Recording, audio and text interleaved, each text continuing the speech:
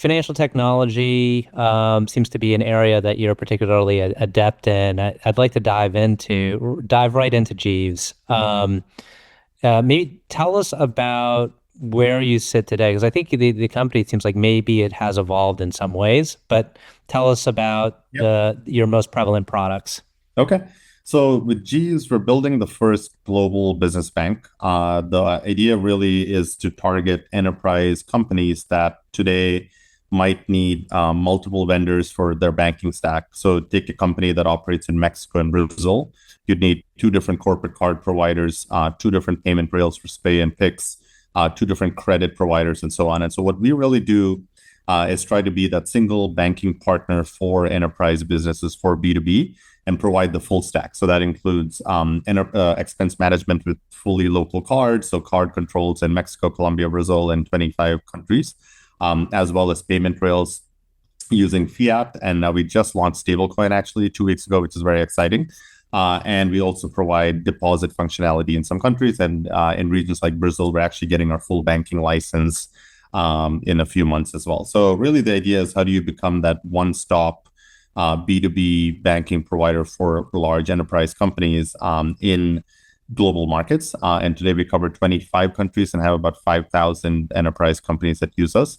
And our biggest markets are in LATAM, which is Mexico, Colombia, and now Brazil, which is our fastest growing market today. And that's because like the pain point you're solving is because prior to Jeeves, a company would have to pay a lot in fees if they don't have an established presence in that other country. Yeah, like as an example, we can underwrite a company in Mexico and give them 30 days of credit for card spend or payments in the US. So you can pay Mm. Google in the US as an example. And so, again, the same kind of argument. It's not like there aren't banks that can provide this. It's just they are probably not as user friendly as we can be, where we're natively built for these countries and the specific needs that they need. So in Colombia, as an example, it's still surprising to many people where you actually have to go into the bank to send a payment today.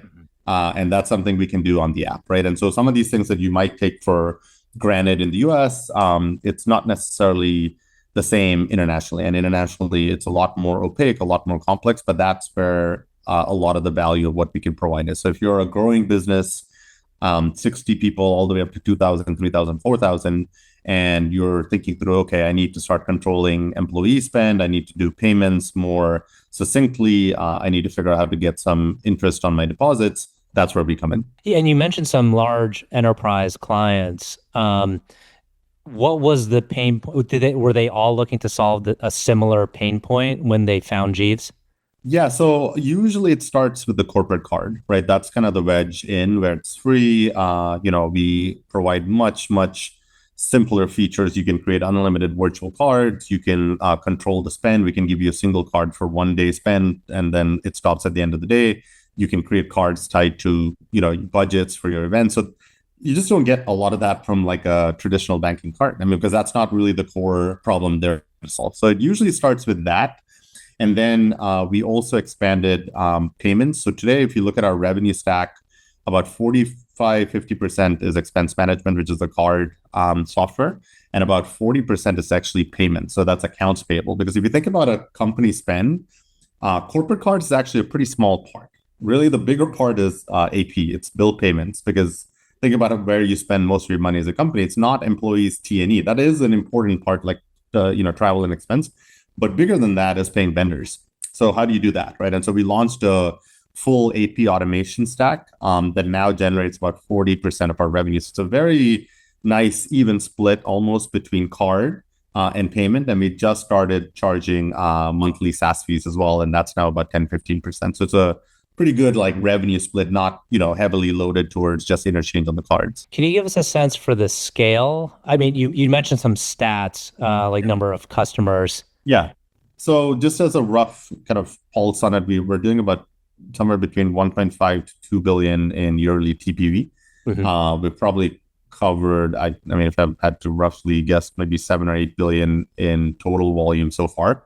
And we have about 5,000 companies. I would say our goal is never to get to 20, 30,000 companies. Like it's really to get the best 5 to 10,000 companies and grow with them. And if you think about LATAM, we have the highest retention of companies in LATAM, meaning the per company revenue that we have is almost 3 times what a bank is, which again is because the type of companies tend to be bigger. They tend to come for one thing, then they grow across a different stack, which is great. And then, it helps a lot with the LTV CAC that we have as well. So just going through 2022, 2023, our business has also just been a lot healthier. I mean, we have almost 80% gross margins and about 45% contribution profit. So that's after losses, after cashback. So like really what's coming back. The business has scaled almost 2x in the last 8, 9 months, but costs has been about the same or coming down. And so again, it's like this very interesting box that we're in now, where a lot of the changes we had to make in 2023 is actually paying a lot of dividends now, where the business is growing very well and the cost is actually not growing proportionally. Cost is pretty constant or coming down, but the business is starting to grow, right? So it's a very interesting stage that we're in because we did a lot of hard decisions in 2023 when interest rates were paying the benefit now. And can you tell us a little bit about your equity investors? You've got some, reputable ones there, and how they've helped you scale. Yeah. So our stack is, we've been lucky to get different stages of investors. Our biggest investor is Andreessen Horowitz. We also have Tencent in there, GIC, CRV, and so on. And so the biggest advantage is they just have seen a lot of different scaling companies at different stages. And so as we think about, as an example, what's the best stack between equity and debt? It's awesome. You can talk to them. They've seen it for other fast-growing companies, and they can give you a pulse on that very quickly. And then the second one is actually hiring. People don't realize, but as your company grows, you have to also bring in people that have seen a version of what you're trying to get to at different stages that you're in, especially in your direct leadership team. And one of the biggest advantages that I've seen is working with companies like Andreessen Horowitz that, again, have done this before. I've seen it before. You get access to their team that can help you think through the right candidate. And I think that's a big, big reason we've been growing so fast. We just brought in a chief revenue officer from Brex, actually, just to start scaling even more on the sales side, go-to-market side. And I think when you think about the equity that we raised, more than even the capital, it's the sounding board that you get from investors that have seen the same play multiple times, and hopefully you can avoid some of the mistakes that you might have made otherwise. We're going to head into the tail end pretty soon here, the conversation, but could you give us a little bit about your background? I mean, you have a very interesting background. Seems like you're a born entrepreneur. Yeah, so I joke at this point, if I don't start a company, I'm basically unemployable. So yeah, the first job I interviewed for was out of college, and that was the last job I interviewed for. So it's been a while since I've had to interview for a job, but my background, I have 2 engineering degrees a long time ago, and worked in M&A consulting for a little bit. That was my first job, and after that was at Stanford Business School for 2 years. And then the day after I graduated, I started my last company actually with my brother.